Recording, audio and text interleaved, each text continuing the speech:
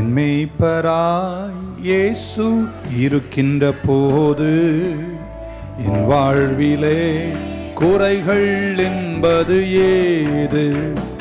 என் மேய்ப்பராய் இயேசு இருக்கின்ற போது என் வாழ்விலே குறைகள் என்பது ஏது? என்னை அவர் பசும் புல் பூமியிலே என் நேரமும் நடத்திடும் போதினிலே, என்னை அவர் பசும் புல் பூமியிலே என் நேரமும் நடத்திடும் போதினிலே, என்றும் இன்பம், ஆஹா என்றும் இன்பம், என்றென்றும் இன்பம் அல்லவா? என்றும் இன்பம், ஆஹா என்றும் இன்பம், ஆஹா என்றென்றும் இன்பம் அல்லவா? என் மேய்ப்பராய் இயேசு இருக்கின்ற போது என் வாழ்விலே குறைகள் என்பது ஏது? என் மேய்ப்பராய் என் வாழ்விலே.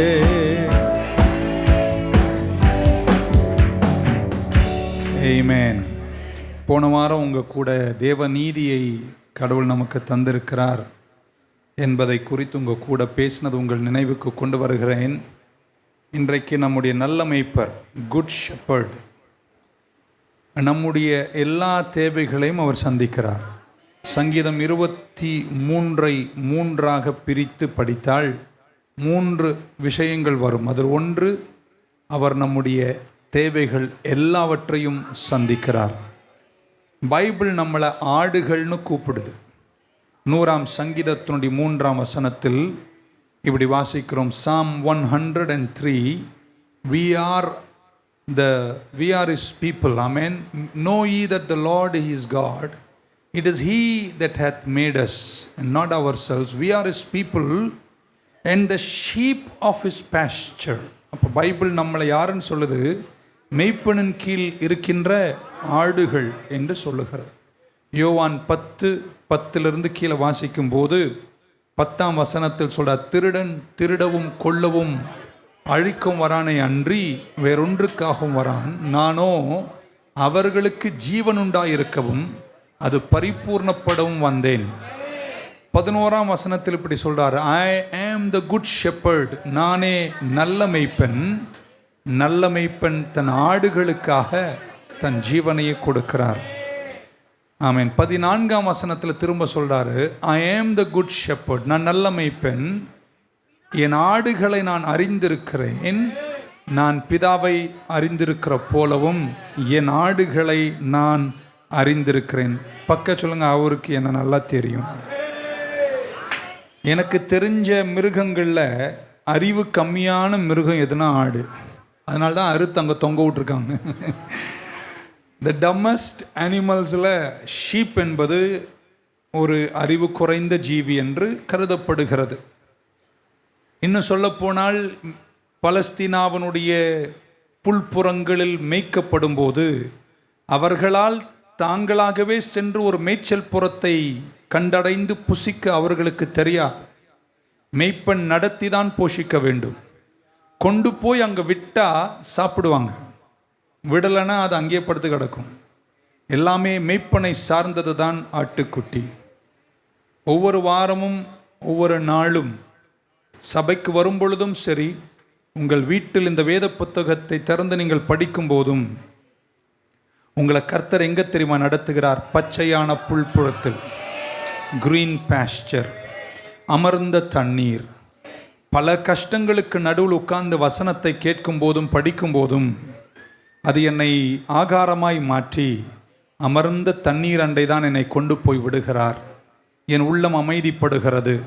அதெல்லாம் சங்கீதம் 23 சொல்றார், கர்த்தர் என் மேய்ப்பராயிருக்கிறார், நான் தாட்சியர். English Bible, the Lord is my shepherd, I shall not want. இங்கிலீஷில் பயன்படுத்தப்பட்ட வார்த்தை want. அந்த வார்த்தைக்கு எப்ரே அர்த்தமே என்னன்னா, ஐ வில் நாட் லேக். கடவுள் ஆண்டவர் என்னுடைய மேய்ப்பராயிருந்தால் எனக்கு எந்த குறையுமே இருப்பதில்லை. ஸோ குட் ஷெப்பர்ட், நல்ல மேய்ப்பன், நீங்க விரும்புவதை உங்களுக்கு தருவதல்ல, உங்கள் தேவை எதுவோ அதை அவர் சந்திப்பார். இஸ்ரவேல் ஜனங்களுடைய தேவைகளை கர்த்தர் சந்தித்தார். ஒரு நேரம் வந்தபோது இஸ்ரவேல் ஜனங்கள் கேட்டார்கள், எங்களுக்கு ஒரு தலைவர் வேண்டும், எங்களுக்கு ஒரு ஆசாரியன் போதாது, ஒரு தீர்க்கதரிசி போதாது, ஒரு பொலிட்டிக்கல் மிலிட்டரி லீடர் வேண்டும் என்று கேட்டார்கள்.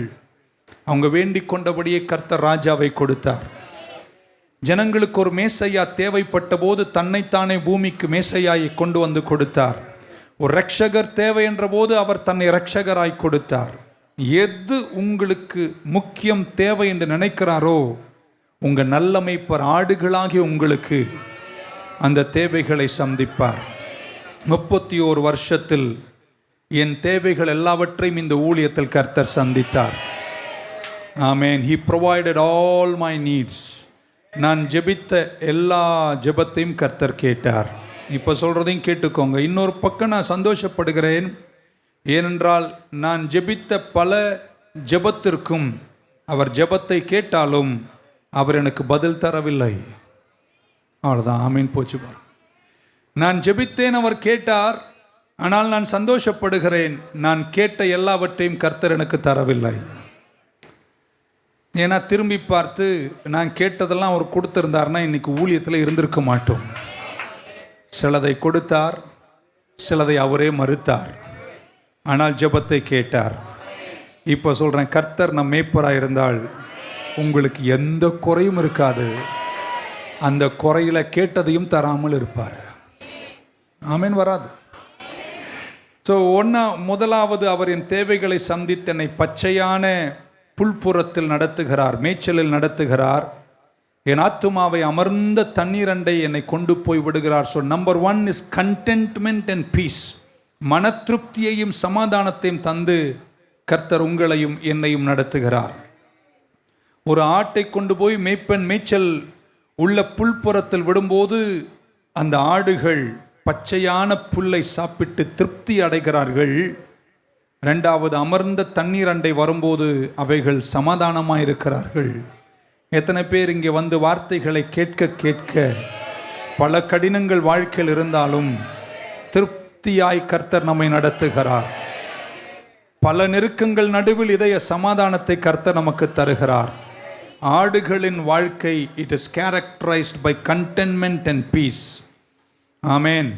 சமாதானம் இல்லாத ஆடுகளாக கர்த்தர் நம்மை வைக்க மாட்டார். ஆமேன். சமாதானமே எனக்கு இல்லைனா நீங்கள் உங்கள் மெய்ப்பரை தொடரவில்லையோ என்பதை நீங்கள் சிந்திக்க வேண்டும். நல்ல மெய்ப்பர் உங்களை புல்லுள்ள இடங்களில் வைக்கிறார். நல்ல வசனங்களை தந்து உங்களை தேற்றுகிறார். அமர்ந்த தண்ணீரண்டை உங்களுக்கு இளைப்பாறுதலை தந்து சமாதானத்தை தருகிறார். ஆண்டவருடைய வீட்டில் வந்து அவரை ஆராதிக்கும் போதெல்லாம் மெல்லிய தண்ணீர் அண்டை கொண்டு வந்து நம்மை அமைதிப்படுத்தி மீண்டும் செல்ல வேண்டிய பயணத்திற்கு தேவையான கிருபை தருவதை நாம் கண்டிருக்கின்றோம். ஆமேன். தேவ சமூகத்தில் சமாதானம் உண்டு, சந்தோஷம் உண்டு. எத்தனை பேர் இங்கே வந்து வார்த்தையால் போஷிக்கப்படுகிறீர்கள்? எனக்கு பிளம்பிங் தெரியாது. ஆமேன். சொல்லுங்களேன். எனக்கு உங்கள் வயிற்று அறுத்து குடலை அறுக்க எனக்கு தெரியாது. ஆமேன். உங்கள் மூளையில் இருக்கிற கட்டியை கலட்ட நான் டாக்டர் கிடையாது. நான் அறுத்த அதோட நீங்கள் அப்பயே போயிடுவீங்க. இந்த எந்த வேலைகளும் எனக்கு தெரியாது. ஆனால் நான் நினைக்கிறேன், தாயின் கருவில் என்னை பொருத்தும் போது இந்த வசனத்தை எடுத்து ஒரு கூட்டம் ஜனங்களை பச்சையான புல்லுள்ள இடங்களில் வார்த்தையால் நடத்தி நொந்து நொடிந்து வருகிறவர் இதயத்திற்கு சமாதானத்தை கொடுக்க இந்த வசனத்தை பிட்டு கொடுக்கிற பாக்கியத்தில் தான் என்னை வைத்திருக்கிறாரு. உங்கள் வீட்டில் பைப்பு ரிப்பேர் ஆச்சுன்னு என்ன கூப்பிட்டீங்கன்னா மொத்த பைப்பும் லீக் ஆகும். ஏன்னா அது எனக்கு தெரியாது.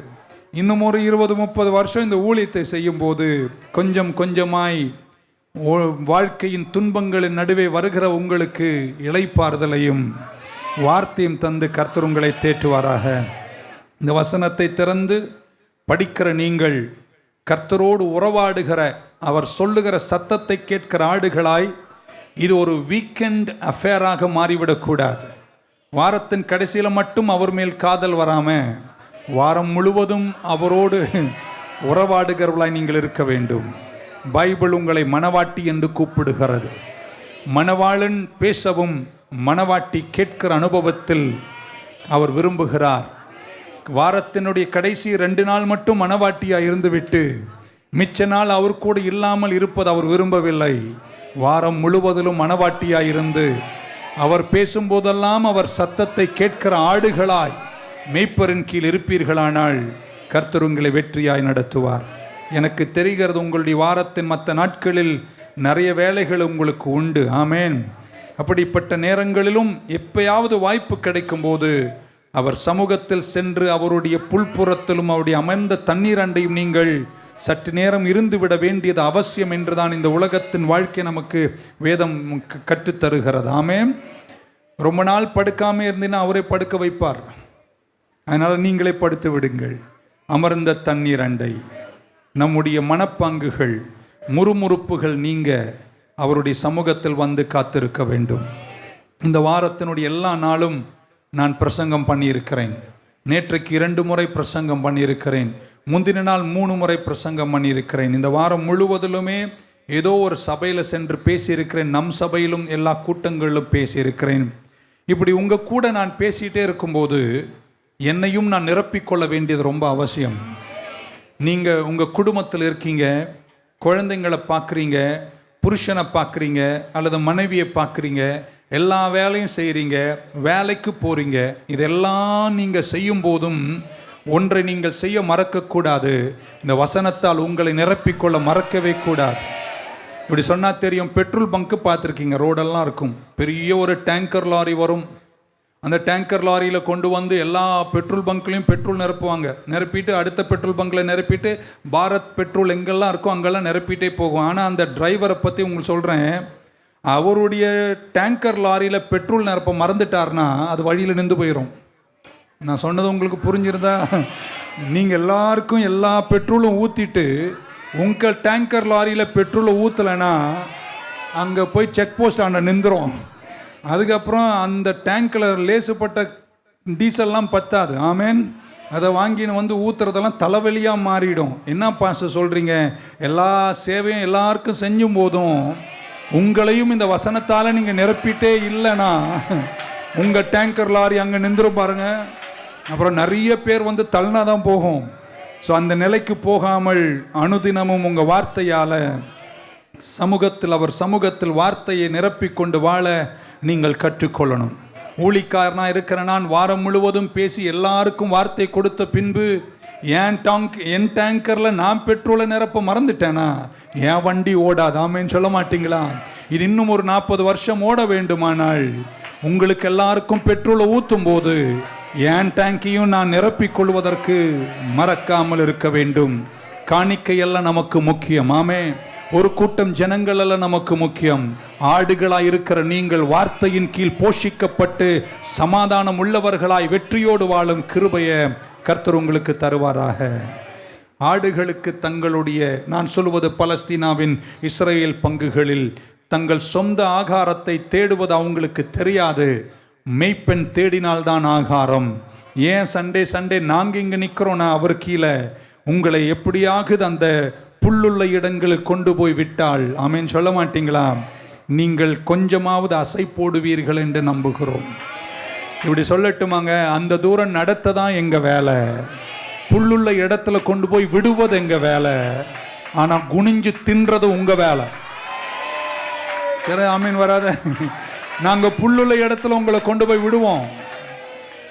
அங்கேயும் போயிட்டு இல்லை நீயே புல்லை பிடுங்கி வாயில் வை. நான் எந்த மேய்க்கணும் புல்லை பிடுங்கி வாயில் வைக்கிறதெல்லாம் பலஸ்தீனாவில் கிடையாது. ஏன்னா அவர் 100-200 ஆடுகளோடு போகிறார். 300 ஆடை கொண்டு போய் விடுகிறார். இங்கே புல் இருக்குன்னு காட்டுகிறார். ஆனால் குனிஞ்சு சாப்பிட்ற பொறுப்பு யாருடைய பொறுப்பு?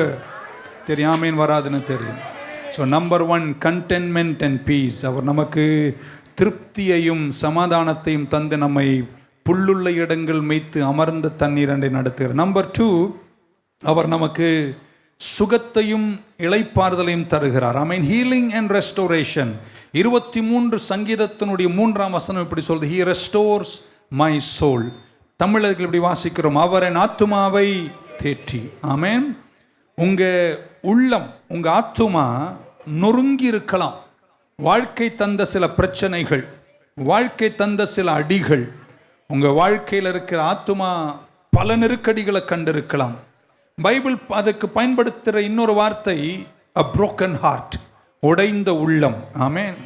ஒரு உடைந்த உள்ளம், உறவுகளில் ஏற்பட்ட ஒரு விரிசல், நல்ல வேலை இழந்த போது, கெரியர் ஷேட்டர் ஆகும்போது, சரீரத்தில் சில யோசிக்க முடியாத பாடுகள் வரும்போது, நார்மலாக இருக்கிற ஒரு மனிதன் கூட சில நேரத்தில் அசைந்து விடுகிறான். உள்ளம் உடையும் போது உங்களுக்கு கர்த்தர் தருகிற பெரிய ஆறுதல், உங்களுக்கு உங்கள் ஆத்துமாவை கர்த்தர் தேற்றுகிறார்.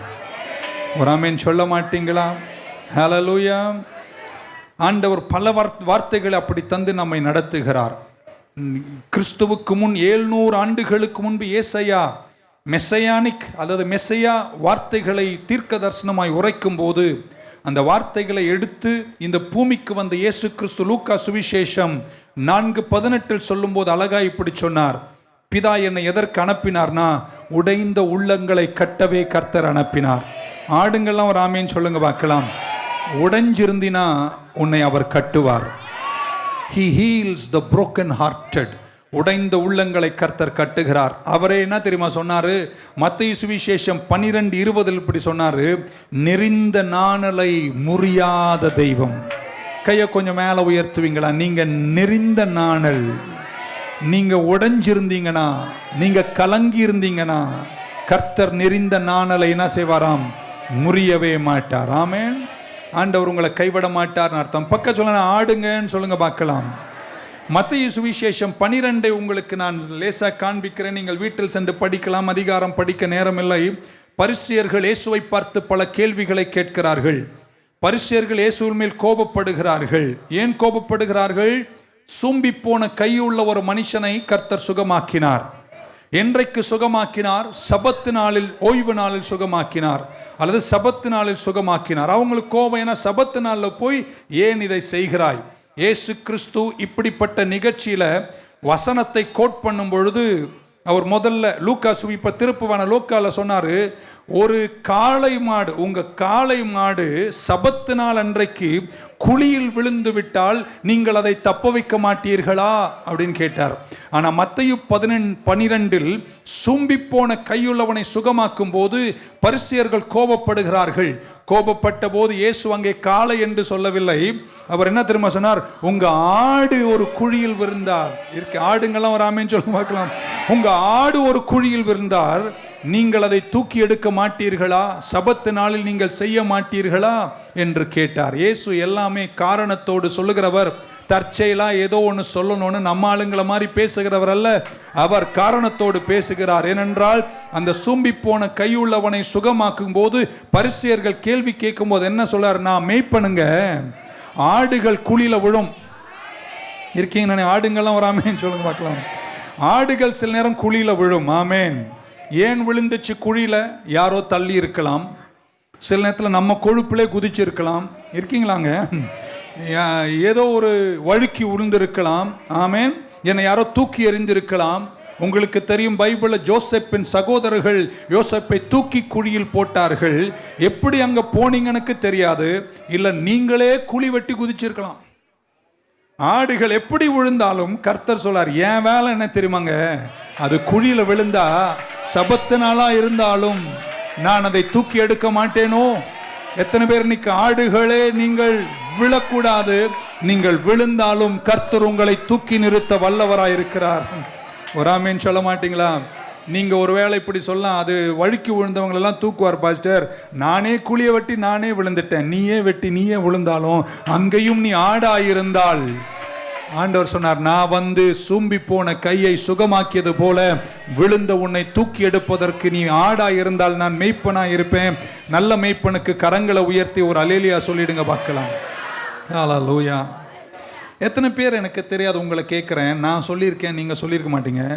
ஒரு தப்பு செஞ்சுட்டு நம்மளே தலையில கொட்டி வாட் அ இடியட் ஐ ஆம் அப்படி சொல்லியிருக்கீங்களா?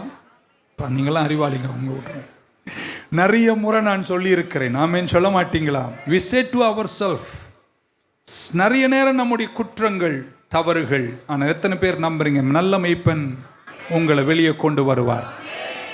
சங்கீதம் 51 காட்டுகிறேன், முடிக்கணும்.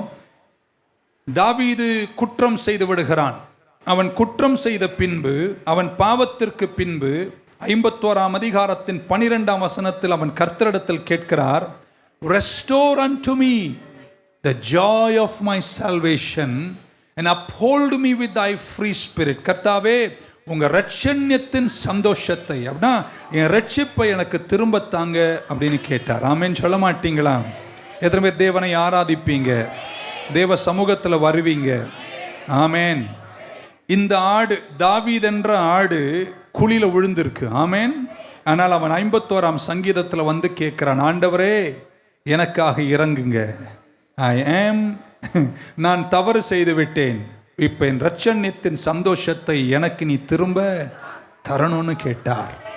ஆண்டவர் சொல்றார், சபத்து நாளில் கூட ஒரு ஆடு குட்டி குழியில் விழுந்தால், விழுந்தது எப்படி இருந்தாலும் அவனை தூக்கி எடுப்பது மெய்ப்பனின் வேலை.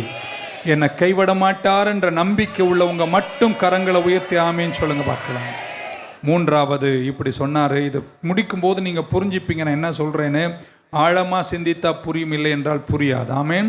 அதுக்கப்புறம் சொன்னாரு, கர்த்தரன் மேய்ப்பராக இருக்கிறான், தாட்சி அடையின் அவர் என்னை புல்லுள்ள இடங்கள் மேய்த்து அமர்ந்த தண்ணீர் என்னை நடத்தி என்னை அவர் நாமத்தின் நிமித்தம் நீதி, எல்லாரும் சொல்லுங்க நீதி. போன வாரம் அதை நம்ம பேசணும். நீதியின் பாதையில் அவர் உங்களை நடத்துவார். ஆமென்.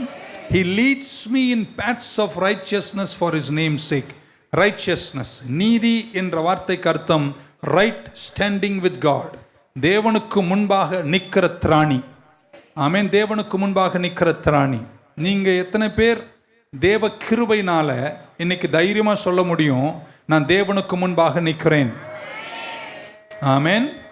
ஒரு ரைட் ஸ்டாண்டிங் வித் காட். எப்படி தேவனுக்கு முன்பாக நிற்கிற திராணி உங்களுக்கு தரார்னா, கிருபையினாலே, செயல்களால் அல்ல என்பதை பவுல் தெளிவுபடுத்துகிறார்.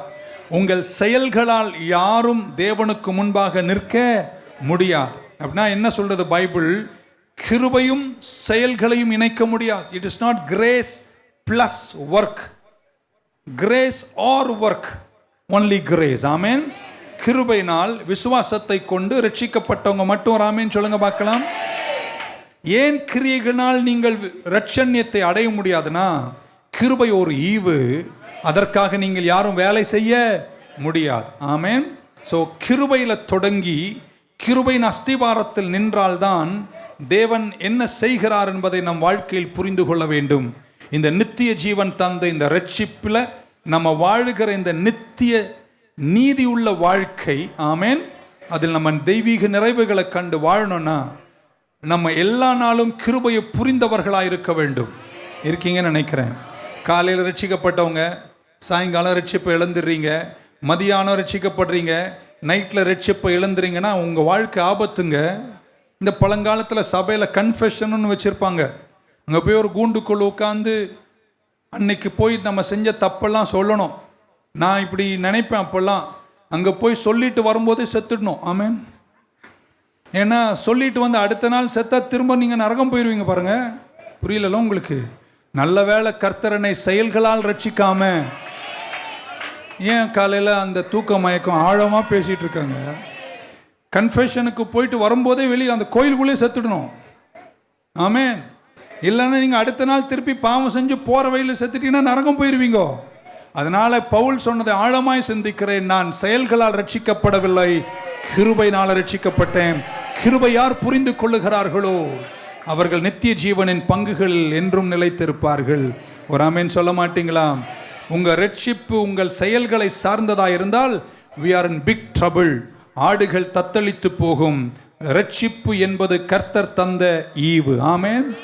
இப்படி சொல்லுகிறேன், ஆழமா சொல்லி முடிச்சுறேன். கிருபை என்னை தேவனுக்கு முன்பாக நிற்கிற திராணியில வைக்குது. ஆமென் சொல்ல மாட்டீங்களா? அந்த பொசிஷன்லாம் என்னை கர்த்தரங்க நிற்க வைக்கிறார். ஆமென். இப்போ சொல்றேன், நீங்க எதை செஞ்சாலும் தேவ நீதி அசைக்கப்படுவதில்லை.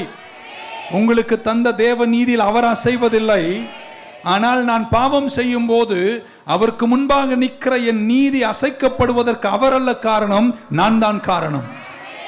உங்களை அவர் எப்பவுமே மன்னிக்கிறவராய் இருக்கிறார், உங்களை ஏற்றுக்கொள்ளுகிறவராய் இருக்கிறார், உங்களை அவர் விசாரிக்கிறவராய் இருப்பார், உங்களுக்காக எப்போதுமே அவர் இருப்பார், உங்களை நேசிப்பார், உங்களை மன்னிப்பார், கால்வரி உடன்படிக்கை ரத்தத்தினோடு உங்களை சுத்தமாய் பார்க்கிறார். அவர் மாறவே இல்லை. ஆனா குற்றம் செய்த நீங்க அவர் முன்னாடி நிற்கும் போது அவர் உங்க மேல வச்ச நீதி அவர் மாத்தல, நீங்க அவர் மேல வச்ச நீதி நீங்க மாத்துறீங்க. அதனாலதான் நீங்கள் செயல்களை விட கிருபையை நம்பி இருப்பீர்களானால் கிருபை உங்களை கொண்டு செல்லும். தாவீது குற்றம் செய்த போது ஜெபிக்கிறான், கர்த்தாவே என் இரட்சண்யத்தின் சந்தோஷத்தை எனக்கு திரும்ப. ஒரு சொல்ல மாட்டீங்களா? ஹல்லேலூயா. ஆண்டவர் உன்னை நேசிக்கிறார், இன்னும் உன்னை மன்னிக்கிறார், உன்னை கால்வரி ரத்தத்தால் சுத்தமாய் பார்க்கிறார். அவர் மாறவே இல்லை. யார் மாறுனீங்க? நீங்க மாறுறீங்க. ஏன்னா நீங்க குற்றம் செய்யும் போது நீங்க செதறீங்க, அவர் செதறதே கிடையாது. ஆமென். நீங்க அவரை பார்க்கிற உங்க பார்வை மாறியது, ஆனால் அவர் உங்களை பார்க்கிற அந்த பார்வை மாறவே. அவர் நீதி உள்ள தெய்வமா இருக்கிறார். இப்படி சொல்லட்டுமாங்க, கிருபையை புரிஞ்சிருந்தா நான் என்னையும் நல்லா நடத்திப்பேன், உங்களையும் நல்லா நடத்துவேன். ஏன்னா எனக்கு என்ன புரிகிறது? கிருபை புரியுது. நான் கிருபையை புரிஞ்சு என் ரட்சண்யத்தில் நடக்கும்போது என்னையும் நான் நியாயம் தீர்க்க மாட்டேன், உங்களையும் நான் நியாயம் தீர்க்க மாட்டேன். ஏன்னா நான் எதை புரிந்து கொள்கிறேன்? கிருபை புரிந்து கொள்ளுகிறேன். இப்போ வச்சுங்களேன், நான் என்னையும் நியாயம் தீர்த்து உங்களையும் நியாயம் தீர்த்து உங்களை ஒரு மாதிரி பண்றேன்னா எனக்கு என்ன தெரியுமா அர்த்தம்? அவன் ரட்சிக்கப்பட்டானோ இல்லையோ, அவன் குற்றங்கள் மன்னித்த கிருபையை புரியாதவனா இருப்பதனால்தான் பிறரை கடித்து கொதறி கொண்டிருப்பான். ஆமென். ஆனால் நீங்கள் நான் அப்படி இருக்கக்கூடாது. நம்மளையும் நல்லா நினைக்கணும், பிறரையும் நல்லா நினைக்கணும். ஏன்னா என்னை மன்னித்ததே அவருடைய கிருபை தான். அவருக்கு முன்பாக நிற்கிற திராணியை கர்த்தருடைய கிருபை தான் எனக்கு தந்தது. ஒரு அலையில சொல்ல மாட்டீங்களா? ஹல்லேலூயா. எதுமாரி அவரோடு கூட உள்ள உறவில் திறந்து நடக்கிறீங்க, எதுமாரி அவருடைய கிருபை பெற்றுக்கொள்றீங்க. கிருபை பெற்றுக்கொள்ளலைன்னா நீங்க பிறருக்கு கிருபையை கொடுக்க இருக்கீங்கன்னு நினைக்கிறேன். ஆமென். ஸோ கிருபை என்னை தேவனுக்கு முன்பாக நிற்கிற திராணியில ரத்தத்தின் வல்லமையினால என்னை நிற்க செய்கிறது. அவர் தம்முடைய ஸ்டாண்டிங்கை மாத்தல, ஆனா என் குற்றம் நான் அவருக்கு முன்பாக நிற்கிற ஏன் ஸ்டாண்டிங்கை மாத்துதுன்னு நான் நினைக்கிறேன். இன்னிலிருந்து கர்த்தரை நல்லா பாருங்க. குற்றம் புரியும் போது அவர்கிட்ட வந்து சொல்லுங்க, என் மேல் இறங்கும் ஆண்டவரே, என் ரட்சண்யத்தின் சந்தோஷத்தை எனக்கு திரும்ப. இந்த பைபிள் எல்லா நிறைய டிரான்ஸ்லேஷன்ல பயன்படுத்தின வார்த்தை காட் இம்ப்யூட்டட் ரைச்சியஸ்னஸ். அந்த இம்ப்யூட்டட் என்பது ஒரு அக்கவுண்டிங் வார்த்தை. அப்படின்னா என்னுடைய கணக்கில் நீதியை வைத்தாராம், உங்க அக்கவுண்ட்ல வைக்கிறாராம். 32ஆம் சங்கீதத்தினுடைய முதல் வசனம், Psalm 32 and verse 1.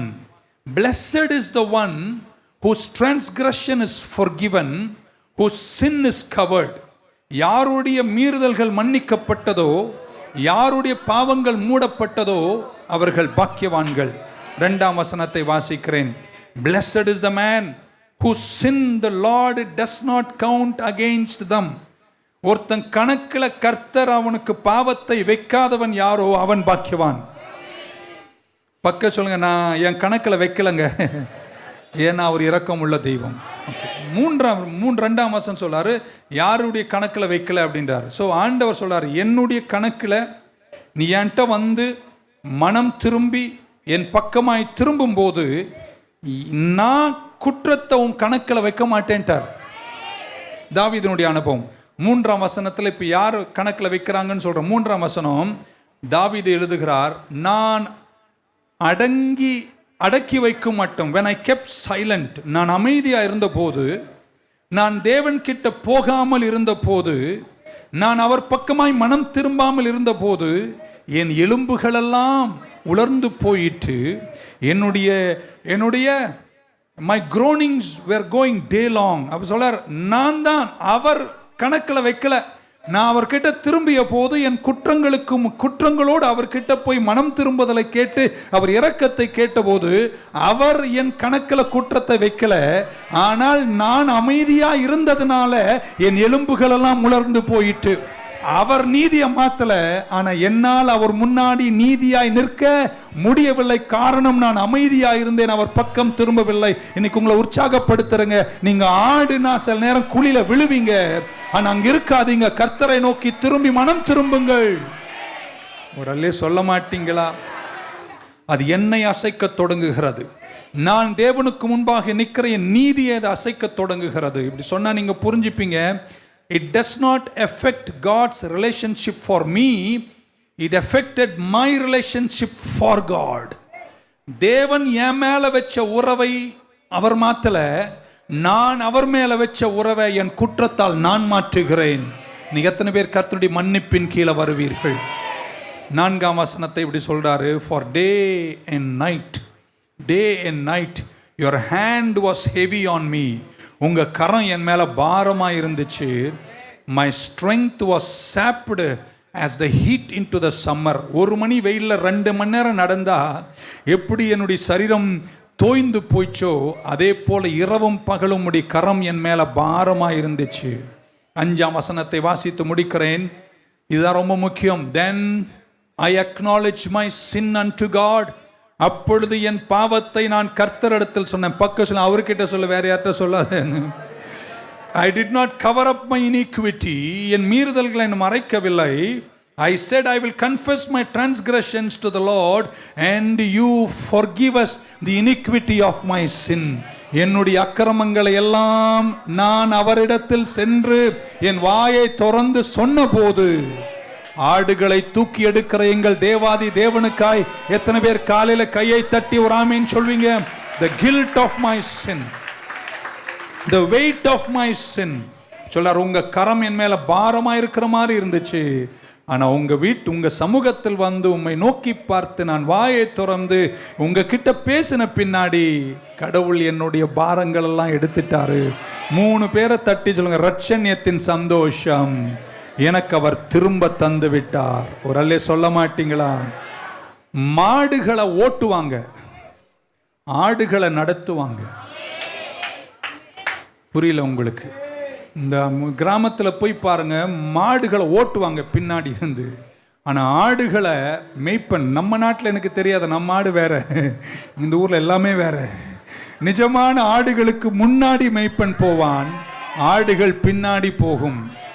ஏன்னா மேய்ப்பனின் சத்தத்தை ஆடுகள் அறிந்திருக்கிறார்கள். முடிக்கிறேன். அந்த வனாந்தர பள்ளத்தாக்குகளின் வழிகளில் மேய்ச்சல் உள்ள புல் உள்ள இடங்களில் மேய்த்து அமர்ந்த தண்ணீர்கள் அண்டை மேய்ப்பர்கள் நல்ல பெரிய பள்ளத்தாக்குகளை தேர்ந்தெடுத்து நிறைய மேய்ப்பர்கள் தங்களுடைய ஆடுகளை கொண்டு வந்து ஒரே இடத்தில் விடுவார்களாம். ஆச்சரியமா இருக்கு அதன் கேட்பதற்கு, ஆனால் அது நிஜமா. கிட்டத்தட்ட 15,000 20,000 ஆடுகள் பள்ளத்தாக்கின் மேய்ச்சல் புறத்தில் மேய்க்கப்படுமாம். அவங்க வந்து விட்டுட்டாங்கன்னா அது பாட்டு மேய்ஞ்சிட்டு இருக்குமா. சாயங்காலம் ஒரு 3-4 மணிக்கு மேலே ஓநாய்க்கள் சிங்கங்கள் வந்து ஆடுகளை கவ்வ வாய்ப்பு இருப்பதனால் வீடுகளுக்கும் அறைகளுக்கும் திரும்புவது தங்கள் வழக்கமாம். ஒரு 4 மணி ஆகும்போது சூரியன் அஸ்தமிக்கும் நேரம் வரும்போது மெய்ப்பர்கள் அது வரைக்கும் ஆங்காங்கே உட்கார்ந்து சாப்பிடுவதும் விளையாடுவதும் பேசுவதும் வழக்கமாக ஆனால் சாயங்காலம் வரும்போது சூரியன் அஸ்தமிக்கும் நேரம் வரும்போது அவர்கள் எழுந்து நின்று மெய்ப்பர்கள் சத்தமா ஒரு வார்த்தை தான் சொல்லுவார்களாம். அந்தந்த மெய்ப்பனுடைய ஆடுகள் அந்தந்த மெய்ப்பன் கிட்ட வந்து நிற்குமா. புரியல உங்களுக்கு? 15,000 20,000 ஆடு இருக்கும், எனக்கு ஒரு 200 ஆடு தான் அங்க இருக்கு. நான் எழுந்து சத்தமா ஒரு வார்த்தையை சொல்லும் போது அந்த 200 என்கிட்ட வந்து நின்றுருங்க. அவங்க என்ன சொல்றாங்கன்னா, ஒரு 45 நிமிஷத்துக்குள்ள அந்தந்த மெய்ப்பன் சத்தத்தை கேட்டு அந்தந்த மெய்ப்பன் கிட்ட போயிட்டு in 45 minutes 15 to 20,000 sheep clear the valley. ஆமென். இடத்தை விட்டு நகர்ந்து மெய்ப்பனை பின்பற்றி போய்கொண்டே இருப்பார்களாம். என்ன சொல்ல வரீங்க பாஸ்டர்? யாரெல்லாம் இந்த மெய்ப்பனின் குரலை கேட்டு நடக்கிறீர்களோ உங்களை கர்த்தர் நடத்துவார். குரலே சொல்ல மாட்டீங்களா? அதனாலதான் இயேசு யோவான் 10 சொன்னார், என் ஆடுகள் என் சத்தத்தை கேட்கும். இல்லையா? சொல்ல மாட்டீங்களா? So what is the key? இந்த மெய்ப்பனை பின்தொடர்கிற திறவுகோல் என்ன? What is hearing his voice? அவருடைய சத்தத்தை கேட்க புல்லுள்ள இடங்களில் சென்று அவரோடு கூட யார் நேரத்தை செலவிடுகிறார்களோ, செலவிட இதை வாசிக்க தியானிக்க ஒரு சத்தம் உங்களுக்கு தெரியும், அது தேவ சத்தம். அந்த தேவ சத்தத்தை யார் கேட்கிறார்களோ இந்த பூமியில் அவர்கள் நம்பிக்கை உள்ளவர்களாய் வாழ்வார்கள். எத்தனை இடர்கள் வந்தாலும் அதற்கு நடுவில் நம்பிக்கை உள்ளவர்களாய் நீங்கள் இருப்பீர்கள். நம்பிக்கைக்கு ஆங்கிலம் தந்த வார்த்தை கான்ஃபிடன்ஸ். அந்த கான்ஃபிடன்ஸ்ல NC என்ற கடைசி 3 ஆல்பபெட்டை எடுத்துட்டீங்கன்னா இங்கிலீஷ்ல வருகிற வார்த்தை கன்ஃபைடு. கன்ஃபைடு என்ற வார்த்தை. ஆமென். அப்படின்னா when God confides you, you will have confidence. எங்கே அதை பார்க்கிறோம்? பைபிள் யோவான் சுவிசேஷம் 15:15 இயேசு சொன்ன வார்த்தை கவனிங்கள். நான் செய்தியை முடிக்கிறேன். I no longer call you slaves. இருக்கீங்களா நியூ லைஃப் மக்களே? உங்களை நான் அடிமைகள் என்று அழைக்கவில்லை. ஏனென்றால் ஒரு எஜமானன் தன் அடிமைகளுக்கு எல்லாவற்றையும் கன்ஃபைடு பண்ணுவதில்லையாம், தன்னுடைய வியாபார ரகசியங்களை சொல்லுவதில்லையாம். இப்ப சொல்றார், நீங்கள் என்னுடைய அடிமைகள் அல்ல, நீங்கள் என் நண்பர்கள். என் பிதா எனக்கு சொன்னதையெல்லாம் நான் உங்களுக்கு சொல்லி இருக்கிறேன். யாரோடு கர்த்தர் பேசுகிறாரோ அவர்கள் நம்பிக்கை உள்ளவர்கள். சொல்ல மாட்டீங்களா? எத்தனை பேர் உங்க வாழ்க்கையின் துன்பங்களுக்கு நடுவில் உங்களை யாரும் புரிஞ்சிக்காத போது, கடைசி நபர் கூட உங்களை விட்டு போகும்போது கதவை பூட்டிட்டு அங்க போய் உட்கார்ந்து அவர் சமூகத்தில் புல்லுள்ள இடங்களும் அமர்ந்த தண்ணீர் அமர்ந்திருந்து அவர் சத்தத்தை கேட்க நீங்கள் ஆயத்தமாயிருந்தா, அவர் சொல்றாரு, என் பிதா எனக்கு சொன்ன பல விஷயங்களை உங்களுக்குள்ள கன்ஃபைடு பண்ணுவேன், உங்ககிட்ட ரகசியங்களை சொல்லுவேன். நீங்க அதை கேட்டீங்கன்னா துன்பத்தின் நடுவிலும் நம்பிக்கை உள்ளவர்களாய் நீங்கள் எழுந்து வாழ்வீர்கள். நான் ஜெயிப்பேன், நான் நம்பிக்கையோடு வாழுவேன்னு சொல்றவங்க கையை உயர்த்தி ஒரு அலையிலே சொல்ல மாட்டீங்களா? இருக்கிற இடத்தில் கண்களை மூடி அப்படியே கரங்களை மேல உயர்த்துங்க. இது உங்க ப்ரையாரிட்டியா மாறணும். Spend time with God. இன்னும் சமாதானமும் திருப்தியும் அடைந்து வாழ்வதற்கு கடினங்கள் உங்கள் இதயத்தை கலக்கும் போது கர்த்தர் உங்கள் ஆத்துமாவை தேற்றி அவர் உங்களை நீதியின் பாதையில் அவர் உங்களை நடத்தணும்னா, ஆபத்துகளும் அக்கிரமங்களும் நிறைந்த இந்த உலகத்தில் வெற்றியோடு இதன் நடுவில் உதித்து நிற்கணும்னா, you must learn to spend time with God. தேவனோடு நான் நேரத்தை செலவிடு. எத்தனை பேர் கரம் உயர்த்தி அவரோடு கூட நான் வார்த்தையில் நேரத்தை செலவிடுவேன்னு சொல்றவங்க? எனக்கு நீங்க சொல்ற அளவுக்கு நேரம் இல்லை பாஸ்டர், தட்ஸ் ஓகே, எனக்கு புரிகிறது. ஆனால் நேரம் கிடைக்கும் போதெல்லாம் இயேசுவோடு நான் பேசுவேன், அவர் பேசுவார், நான் பேசுவேன், இருவரும் சந்தோஷிப்போமே. எத்தனை பேர் அவர் சமூகத்தில் சென்று எந்த விஷயமா இருந்தாலும் இதயத்தை அவர்கிட்ட ஊற்றுங்கள், அவர் உங்களோடு பேசட்டும். எத்தனை பேரோட பரிசுத்த ஆவியானவர் பேசியிருக்கிறார் என்று நான் நம்புகிறேன். வாழ்க்கை தந்த அடிகள், வாழ்க்கை தந்த நொறுக்குதல்கள், நொறுங்கின இருதயம், உடைந்த உள்ளம், கர்த்தர் உன்னை கைவிட மாட்டார். யாரோ செஞ்ச குற்றமோ நீ செஞ்ச குற்றமோ குழியில விழுந்தாலும் நல்ல மேய்ப்பர் சொல்றார், சபத்து நாளில் கூட ஒரு ஆடு குழியில் இருந்தால் அதை நான் தூக்காமல் இருப்பேனோ? ஆடுகளை கைவிடாத எங்கள் தெய்வம் உன்னை தூக்கி நிறுத்துவார். எல்லாரும் அப்படி கரங்களை மேல உயர்த்தி தேங்க்யூ ஜீசஸ், ஹல்லேலூயா, உமக்கே நன்றி சொல்லுகிறோம்.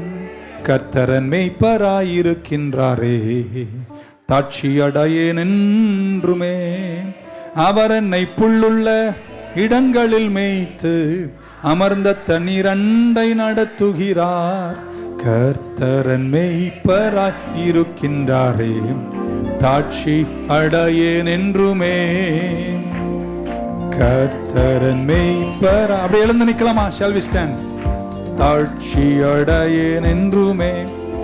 அவர் என்னை புல்லுள்ள இடங்களில் மேய்த்து அமர்ந்த தண்ணீர் அண்டை நடத்துகிறார். அவர் என்னை புல்லுள்ள அமர்ந்த தண்ணீர் அண்டை நடத்துகிறார். கர்த்தரன் மேய்ப்பராயிருக்கின்றாரே, தாட்சி அடையேன் என்றுமே. கர்த்தரன் மேய்ப்பராயிருக்கின்றாரே, தாட்சி அடையேன் என்றுமே. ஆத்துமாவை தேற்றும் நேசரனை ஆனந்தத்தால் நிறைக்கின்றாரே. ஆத்துமாவை தேற்றும் நேசரனை ஆனந்தத்தால் நிறைக்கின்றாரே. மகிமையின் நாமத்தின் நிமித்தம் அவர் தம் நீதியின் பாதையில் நடத்துகிறார். மகிமையின் நாமத்தின் நிமித்தம் அவர் தம் நீதியின்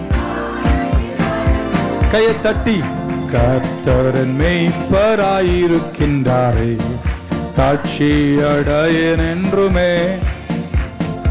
கர்த்தரின் மேய்ப்பராயிருக்கின்றாரே, தாட்சி அடையேன் என்றுமே.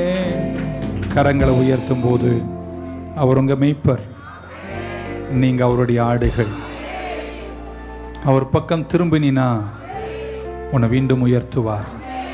He will restore your soul. உன் ஆத்துமாவை ஆதி நிலைக்கு திரும்பச் செய்து அவர் சத்தத்தை கேட்க கேட்க கேட்க இந்த வசனத்தினுடைய ஆழங்களை, ஏன் அவருடைய சத்தத்தை, வழிகாட்டுதலை அடிமைகளுக்கு அவர் சொல்ல மாட்டார், ஆனால் தன் நண்பர் போல நினைக்க உனக்கு He will confide in you the secrets of his business so that you will have confidence in him. அவருக்குள் நம்பிக்கையாயிருக்க உனக்குள் அவர் சொல்ல வேண்டிய ரகசியங்களை சொல்லி இந்த கஷ்டமான உலகத்தில் உன்னை நடத்தி கரை சேர்க்க உங்க நல்ல மேய்ப்பர் நல்லவராகவே இருக்கிறார். இந்த வாரத்தில் உம்முடைய நடத்துதலை நாங்கள் காணட்டும், வெற்றியோடு நடத்துங்க. இயேசு கிறிஸ்துவின் நாமத்தில் வேண்டுகிறோம் ஜீவனுள்ள எங்கள் நல்ல பிதாவே. கரங்களை உயர்த்திய ஆத்துமாவே கர்த்தரை ஸ்தோத்திரி, முழு உள்ளமே பரிசுத்த நாமத்தை ஸ்தோத்திரி. என் ஆத்துமாவே கர்த்தரை ஸ்தோத்திரி, அவர் செய்த சகல உபகாரங்களையும் மறவாதே. கர்த்தராகிய இயேசு கிறிஸ்துவின் கிருபை, பிதாவாகிய தேவனுடைய அன்பு, பரிசுத்தாவியனுடைய ஐக்கியம் நம் அனைவரோடும் பரிசுத்தவானுடன் திருச்சபையோடும் கூடி வந்த உங்கள் அனைவரோடும் இன்றும் என்றும் இருப்பதாக. God bless you. என் மேய்ப்பராய் இயேசு இருக்கின்ற போது என் வாழ்விலே குறைகள் என்பது ஏது? என் மேய்ப்பராய் இயேசு இருக்கின்ற போது என் வாழ்விலே குறைகள் என்பது ஏது?